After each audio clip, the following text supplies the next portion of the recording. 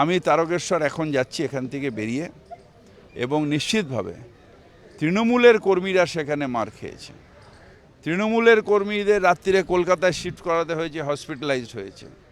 অর্থাৎ সিপিএম আবার পুরনো দিন ফিরিয়ে আনার চেষ্টা করছে। যদিও মানুষের সমর্থন নেই, কিন্তু তাদের পুরনো হার্ডমার্ডদের একত্রিত করে তারা চাইছে আবার সন্ত্রাস আনার। সরকার সেটা সহ্য করবে না। পশ্চিমবঙ্গে গণতান্ত্রিক পরিবেশ অনেক কষ্ট করে অনেক মানুষ ফিরিয়ে এনেছেন। আমি আক্রান্ত ফ্যাশন।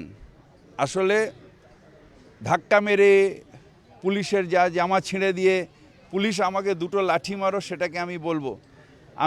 আমি পা স্লিপ করে বাথরুমে পড়ে যাব, বলবো পুলিশ আমাকে এই তো মেরে আমার মাথা ফাটিয়ে দিয়েছে।